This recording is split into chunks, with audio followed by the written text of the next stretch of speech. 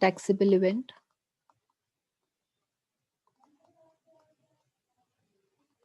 and scope of supply.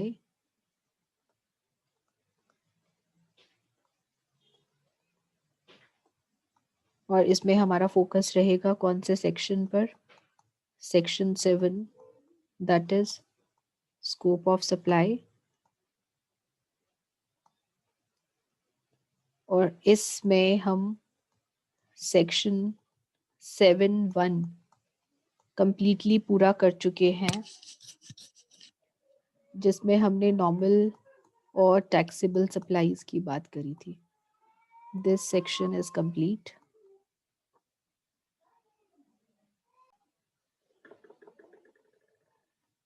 और हमने कल स्टार्ट किया था section 7(1)(a), that is deemed supply. And what is deemed supply? Deemed supply में हमने ऐसी ट्रांजैक्शंस करी थी जो कि स्केड्यूल 2 में मेंशन है। यहाँ पे हम स्केड्यूल 2 के बारे में बात करेंगे, स्केड्यूल 2 वाली ट्रांजैक्शंस। और स्केड्यूल 2 वाली ट्रांजैक्शंस क्या हैं? There are 5 transactions in schedule 2 that you have to do. The first one is transfer, land and building, treatment or process, transfer of business assets,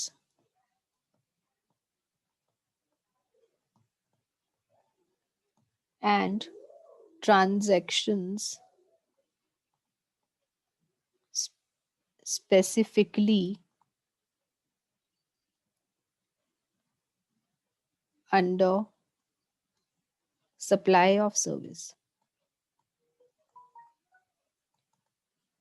ये 5 चीजें आपको करनी है डीम्ड सप्लाई के अंदर।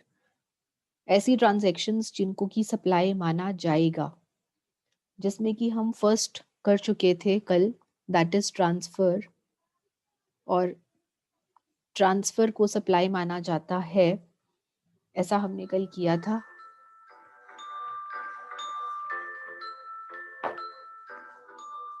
और इसमें हमने क्या किया था कि ट्रांसफर ऑफ गुड्स कब माना जाएगा और transfer of supply of service कब माना जाएगा। सप्लाई ऑफ गुड्स कब माना जाएगा? ट्रांसफर को। और ट्रांसफर को सप्लाई ऑफ सर्विस कब माना जाएगा? देखिए, जब आप गुड्स का जो टाइटल है वो ट्रांसफर कर देते हैं,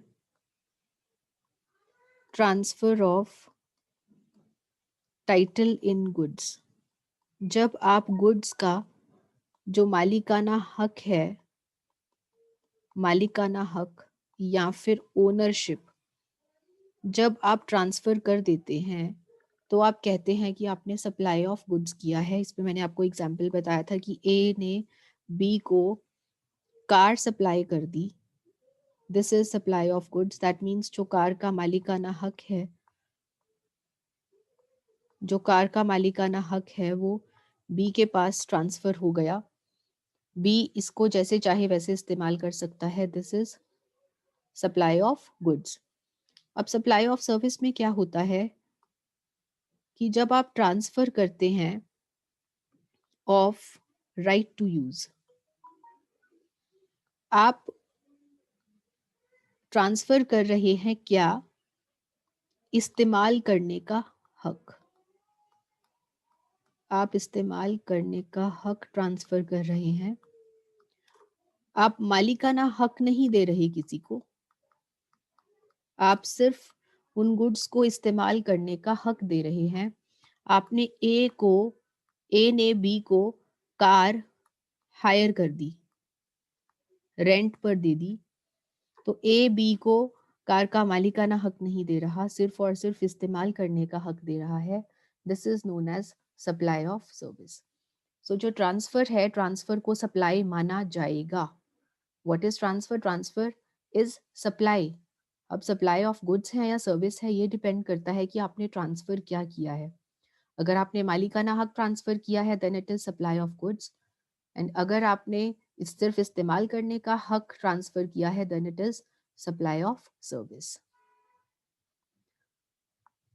उसके बाद आपका सेकंड आता है डीम्ड सप्लाई में लैंड एंड बिल्डिंग। देखिए, सबसे पहले तो जब हमने गुड्स की डेफिनेशन करी थी, क्या किया था उसमें कि गुड्स में सिर्फ और सिर्फ मूवेबल प्रॉपर्टी आती है। गुड्स में सिर्फ और सिर्फ मूवेबल प्रॉपर्टी आती है, किया था हमने ये। लेकिन लैंड एंड बिल्डिंग क्या है? लैंड एंड बिल्डिंग तो इमूवेबल है, अचल संपत्ति है। जब ये अचल संपत्ति हुई तो फिर क्या आप इसको सेल कर सकते हैं? क्या इमूवेबल प्रॉपर्टी को आप सेल कर सकते हैं? नहीं कर सकते।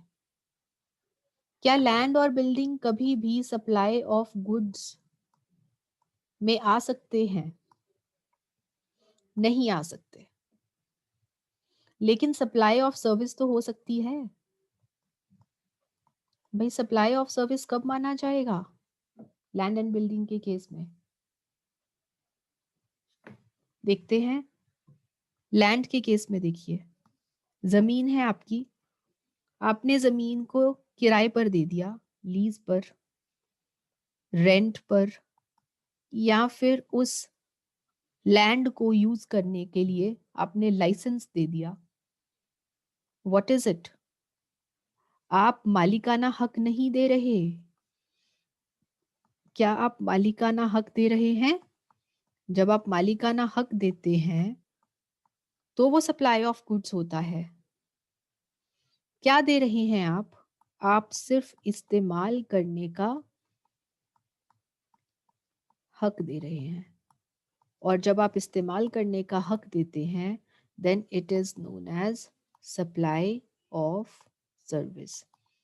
सो आप लैंड को अगर सेल करें तो उसके ऊपर तो जीएसटी नहीं लगेगा, क्योंकि लैंड को सेल करना हो जाएगा इमूवेबल प्रॉपर्टी को सेल करना, और इमूवेबल प्रॉपर्टी तो गुड्स में आती ही नहीं। इसीलिए आप लैंड को सेल करें तो वो सप्लाई में नहीं आएगा। लेकिन अगर आप लैंड को इस्तेमाल करने का हक दें किसी को, तो यहाँ पर आप लैंड को सेल नहीं कर रहे, इसीलिए सप्लाई ऑफ गुड्स तो नहीं रहेगा। लेकिन क्योंकि आप सिर्फ इस्तेमाल करने का हक दे रहे हैं, then it is known as supply of service. So land के केस में ये चलेगा आपका। आइए अब देखते हैं बिल्डिंग के केस में क्या होता है। अब बिल्डिंग भी मूवेबल प्रॉपर्टी है, तो जब आप बिल्डिंग को सेल करेंगे तो बिल्डिंग को सेल करने पे क्या वो सप्लाई ऑफ गुड्स होगा? बिल्डिंग को सेल करना क्या सप्लाई ऑफ गुड्स होगा? नहीं। क्यों? क्योंकि बिल्डिंग तो गुड्स है ही नहीं। क्योंकि गुड्स में सिर्फ मूवेबल प्रॉपर्टी आती है, इमूवेबल प्रॉपर्टी नहीं आती। तो आप जब बिल्डिंग को सेल करते हैं तो सप्लाई नहीं माना जाएगा। लेकिन अगर आप बिल्डिंग को लीज करते हैं, रेंट पर देते हैं, या फिर बिल्डिंग को लेट आउट कर देते हैं, तो ये कहलाता है सप्लाई ऑफ सर्विस। ठीक है जी। सो लैंड और बिल्डिंग सप्लाई ऑफ गुड्स में नहीं आ सकते, क्योंकि गुड्स में इमूवेबल प्रॉपर्टी नहीं आती। लेकिन land and building supply of service में जरूर आता है। क्यों आता है सप्लाई ऑफ सर्विस में? क्योंकि आप यहाँ पर लीज या रेंट पे अपने लैंड और बिल्डिंग को दे सकते हैं। और जो लीज और रेंटल है, ये हमने 7 टाइप्स ऑफ सप्लाई किया था। 7 टाइप्स ऑफ सप्लाई कौन सा होता है? Transfer, barter, exchange, lease, rent, licence. ये सब भी तो सप्लाई हैं। सो लीज, रेंट और लाइसेंस सप्लाई के मीनिंग में आते हैं। और सप्लाई में किस चीज का सप्लाई है ये? This is not supply of goods, this is supply of service. So अगर आप लैंड एंड बिल्डिंग को रेंट पर देते हैं, लीज पर देते हैं, it comes under supply of service. And कहाँ पर आता है ये? क्या माना जाएगा? डीम्ड सप्लाई माना जाएगा अंडर सेक्शन 7(1)(a). थर्ड आता है ट्रीटमेंट और प्रोसेस। उपचार या फिर किसी तरह की प्रक्रिया। भी डीम्ड सप्लाई में आता है। एग्जाम्पल से देखते हैं तभी समझ में आएगा ये तो। एग्जाम्पल देखिए, एक मैन्युफैक्चरर है जिसका नाम है बिग शू मैन्युफैक्चरर। ये बिग शू मैन्युफैक्चरर क्या करता है, ये हाफ मेड शूज बनाता है, आधे पचद्दे जूते बनाकर उन्हें ट्रांसफर कर देता है एक स्मॉल मैन्युफैक्चरर को, एक छोटे मैन्युफैक्चरर को दे देता है टू फिट सोल्स। जूते का जो तला होता है ना, वो लगाने के लिए, सोल होती है ना जो जूते की सोल ये बिग शू मैन्युफैक्चरर खुद नहीं लगाता। जूते की सोल लगाने के लिए ये स्मॉल मैन्युफैक्चरर के पास भेज देता है। यहाँ पर जो बिग शू मैन्युफैक्चरर है, ये हो गया आपका principal. This is the principal and this is the job worker. Job work पता है क्या होता है? जब आप अपना काम किसी और से करवाते हैं, this is known as job work. तो यहाँ पर जो जॉब वर्कर है वो कौन है? ये जो स्मॉल मैन्युफैक्चरर जो कि जूते का सोल फिट करेगा, this is the job worker. So here is the principal and here is the job worker. ये जो जॉब वर्कर है ये क्या कर रहा है? प्रिंसिपल के बिहाफ पे काम कर रहा है। क्या प्रिंसिपल को ये सर्विस प्रोवाइड कर रहा है? तो ये जो जॉब वर्कर का काम है, this comes under supply of service. आई बात समझ में? ये जो जॉब वर्क है, जॉब वर्कर क्या कर रहा है? आधे बने जूतों के ऊपर कुछ उपचार या किसी तरह का प्रोसेस, किसी तरह की प्रक्रिया कर रहा है किसी और के कहने पर, और ऐसा करने से वो एक तरह से सप्लाई ऑफ सर्विस कर रहा है टू द प्रिंसिपल। इसलिए ये डीम्ड कहाँ पर आएगा? ये डीम्ड सप्लाई में। एंड लास्ट आपका यहाँ पर सेकेंड लास्ट आपका आता है ट्रांसफर ऑफ बिजनेस एसेट्स। अब बिजनेस एसेट्स आप ट्रांसफर कर रहे हैं, उस केस में क्या माना जाएगा?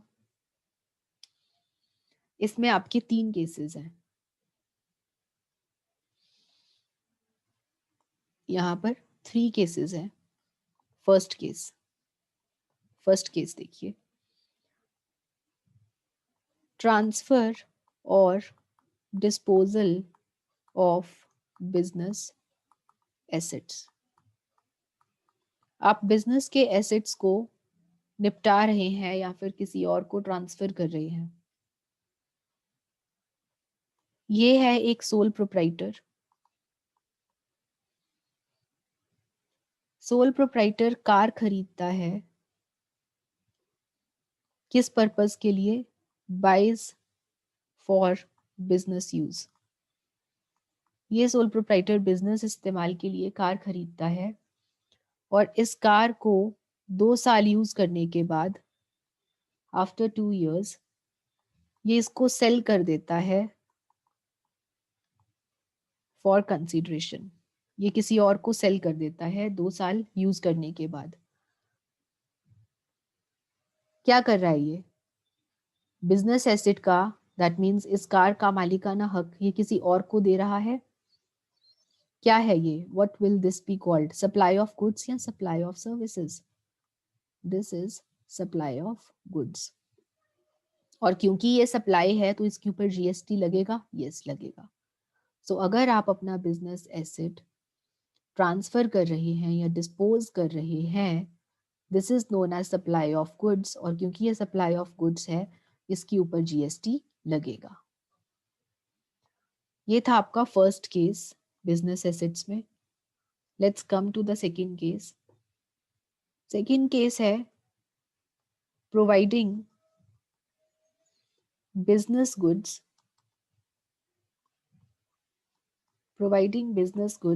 To private use. कभी कभी क्या होता है कि आप जो बिजनेस का सामान है ना, बिजनेस का जो स्टॉक है, आप उसको अपने घर पे ले आते हैं इस्तेमाल करने के लिए। अब लॉ कहता है क्या इसके ऊपर जीएसटी लगेगा या नहीं लगेगा, क्या ये सप्लाई में आएगा कि नहीं आएगा। एग्जाम्पल से करते हैं। एग्जाम्पल देखिए, एक सोल प्रोप्राइटर है अगेन, और ये सोल प्रोप्राइटर का बिजनेस क्या है, बिजनेस ऑफ सेलिंग फर्नीचर।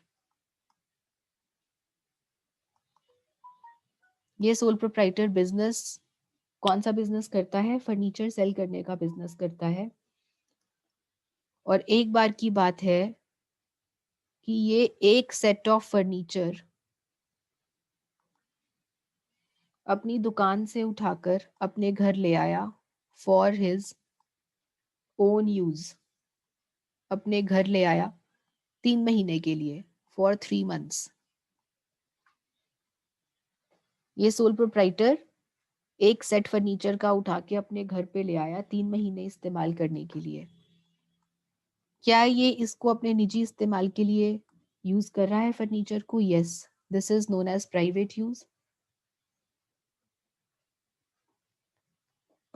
क्या इसे सप्लाई माना जाएगा? यस, सप्लाई तो माना जाएगा। लेकिन क्या इसने ये फर्नीचर सेल कर दिया? नहीं, सेल तो नहीं किया। क्या मालिकाना हक दे दिया? नहीं जी, मालिकाना हक तो नहीं दिया। तो फिर ये क्या है? सिर्फ इस्तेमाल करने का हक मिला है इसे। जहां पे इस्तेमाल करने का हक मिलता है, मालिकाना हक नहीं मिलता, उसे आप कहते हैं सप्लाई ऑफ सर्विस। तो ये हो जाएगा सप्लाई ऑफ सर्विस। और क्योंकि ये सप्लाई में आ गया, तो क्या इसके ऊपर जीएसटी लगेगा? यस, लगेगा। तो जब भी एक बिजनेसमैन अपने बिजनेस एसेट्स को अपने निजी इस्तेमाल के लिए अपने घर, अपने किसी रिश्तेदार के घर भेज देगा, तो उसे जीएसटी पे करना पड़ेगा, क्योंकि ये सप्लाई के अंडर आता है। तीसरा case, goods forming part of assets, goods forming part of assets on ceasing to be a taxable person। Ceasing का मतलब क्या है? सीज करना मतलब स्टॉप होना, रुक जाना। आप टैक्सेबल पर्सन होना कब छोड़ देंगे? कब आप टैक्सेबल पर्सन नहीं रहते?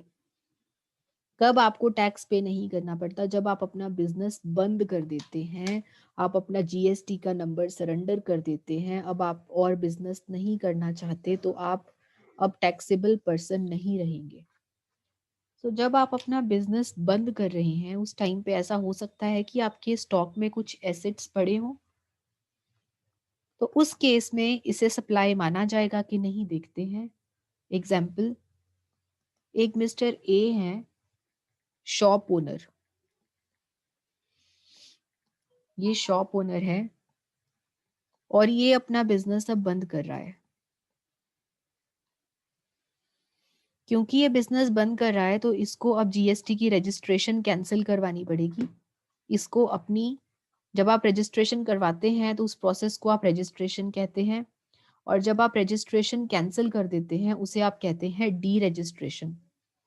क्योंकि वो बिजनेस बंद कर रहा है, इसलिए अब उसको रजिस्ट्रेशन की कोई जरूरत नहीं, वो अपने आप को डी रजिस्टर करवा लेगा। जब वो डी रजिस्टर करवाएगा, उस टाइम पे उसके पास मान लीजिए स्टॉक पड़ा था 5,000 रुपए का, कुछ स्टॉक पड़ा था।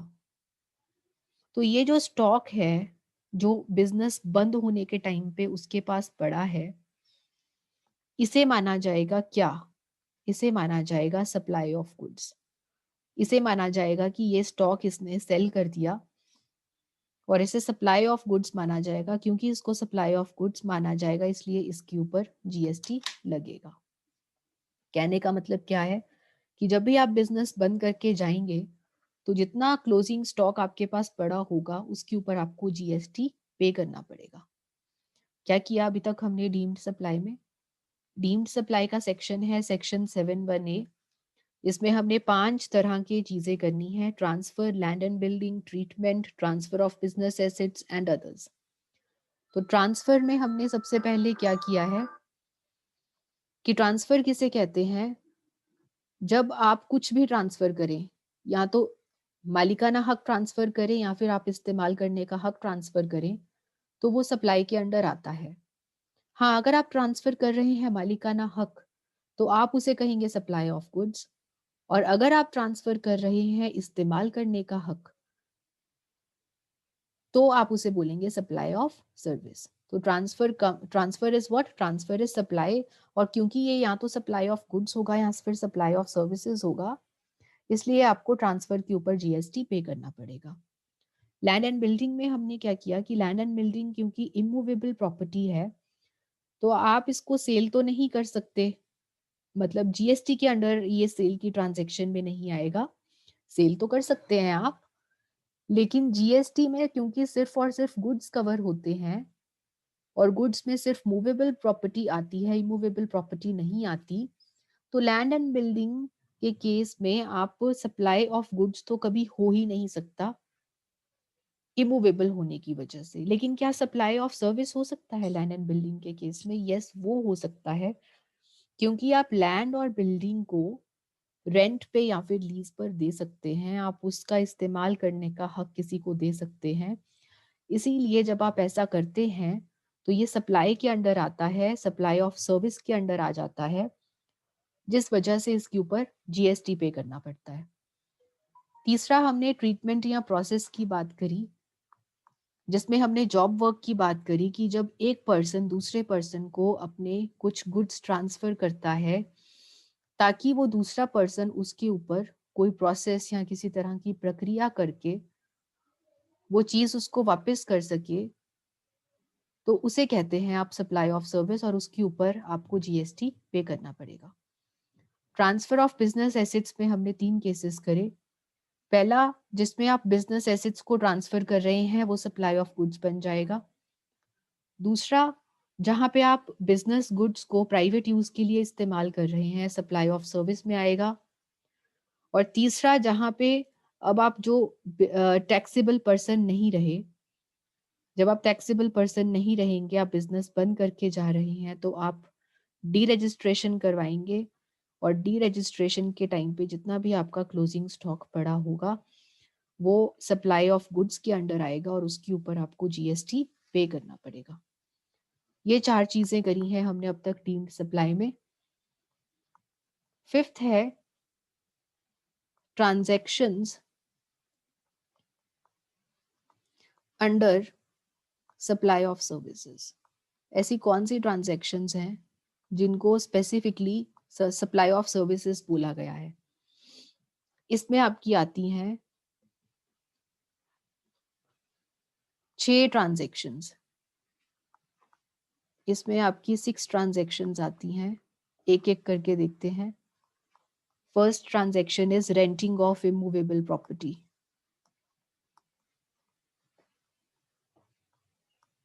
इमूवेबल प्रॉपर्टी को आप जीएसटी में गुड्स नहीं मानते, लेकिन आप इसको रेंट पर दे सकते हैं, और जब भी आप इमूवेबल प्रॉपर्टी को रेंट पर देते हैं तो उसे सप्लाई ऑफ सर्विस माना जाता है। इमूवेबल प्रॉपर्टी में आपका क्या क्या आ गया? लैंड, बिल्डिंग, या फिर कोई किसी तरह की फिक्स्ड मशीनरी जो अपनी जगह से नहीं हिल सकती, ये सब इमूवेबल प्रॉपर्टी है। और अगर आप इनको रेंट पर देते हैं, आप इसमें इस्तेमाल करने का हक किसी को देते हैं, तो ये आ जाएगा सप्लाई ऑफ सर्विस में। और सप्लाई ऑफ सर्विस में क्या आता है? Second, construction of a complex.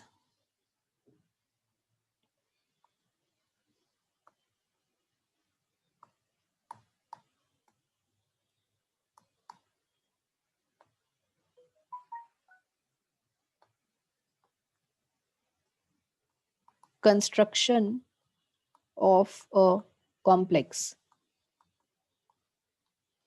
और बिल्डिंग। आपने शॉपिंग कॉम्प्लेक्स देखा है, कई मंजिला?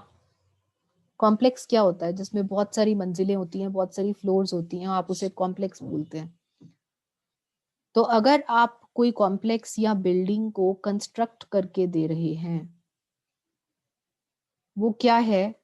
आप अपनी कंस्ट्रक्शन की सर्विसेज प्रोवाइड कर रहे हैं, आप अपनी कंस्ट्रक्शन सर्विसेज प्रोवाइड कर रहे हैं, इसलिए ये आ जाएगा कहाँ पर? सप्लाई ऑफ सर्विस में। तीसरा,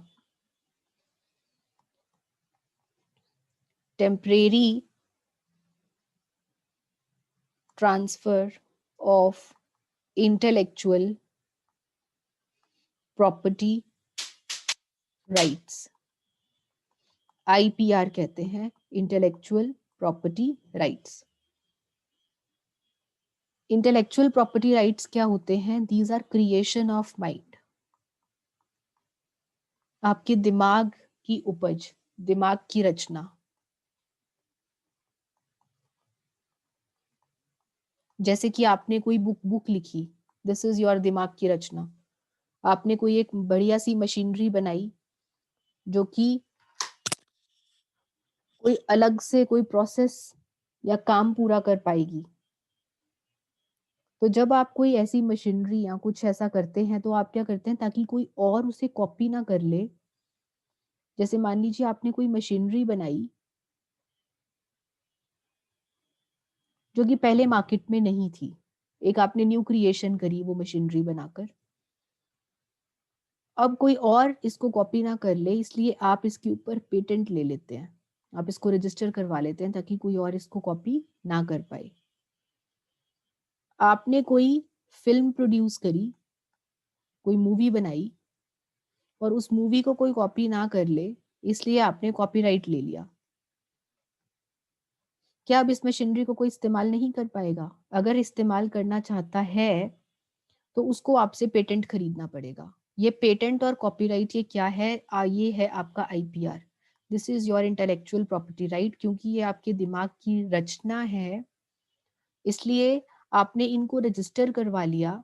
अगर कोई और व्यक्ति इनको यूज करना चाहे तो उसे क्या करना पड़ेगा? उसे आपसे परमिशन लेनी पड़ेगी, उससे आपको इस पेटेंट या कॉपीराइट को इस्तेमाल करने का हक लेना पड़ेगा।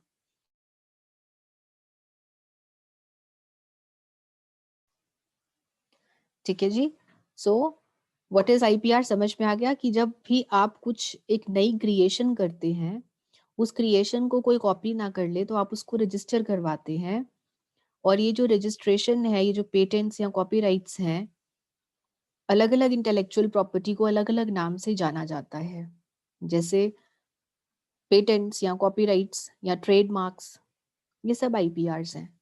तो अगर आपकी इस दिमाग की रचना को कोई और इस्तेमाल करना चाहता है तो उसको आपसे क्या लेना पड़ेगा? परमिशन लेनी पड़ेगी, कॉपीराइट की या पेटेंट को यूज करने की परमिशन लेनी पड़ेगी। और जब आप अपने इंटेलेक्चुअल प्रॉपर्टी राइट को इस्तेमाल करने का हक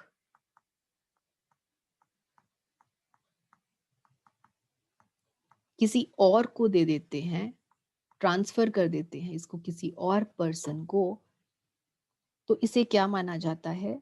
this is called supply of service. Example देखिए, ये जो थिएटर्स हैं, आपने एक मूवी बनाई, आपने एक फिल्म बनाई, मूवी बनाई, और इसको कोई कॉपी ना कर ले, इसलिए आपने इसके ऊपर ले लिया कॉपीराइट, रजिस्टर करवा लिया। आप इस कॉपीराइट को यूज करने का हक दे रहे हैं, राइट टू यूज। आप इसको इस्तेमाल करने का हक दे रहे हैं किसे?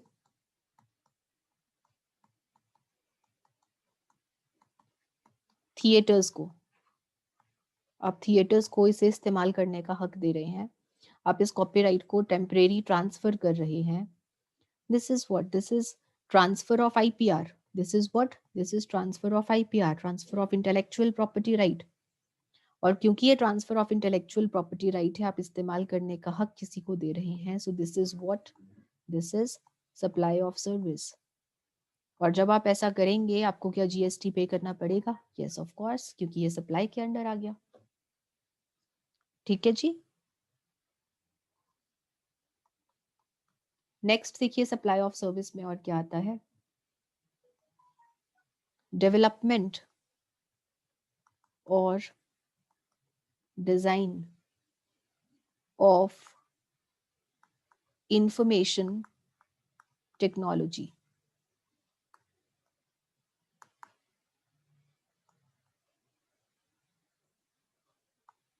भाई जो आईटी सॉफ्टवेयर्स होते हैं, इंफॉर्मेशन टेक्नोलॉजी के सॉफ्टवेयर्स होते हैं, वो बहुत कॉम्प्लिकेटेड होते हैं बनाने। उनके डेवलपमेंट में, डिजाइन में एक स्पेशल टीम चाहिए। मान लीजिए आप एक ऑर्गेनाइजेशन है और आपको अपने ऑर्गेनाइजेशन के लिए एक अकाउंटिंग सॉफ्टवेयर बनाना है, एक अकाउंटिंग सॉफ्टवेयर बनवाना है, और इस अकाउंटिंग सॉफ्टवेयर को आप कहीं से बाहर से बनवा लेते हैं।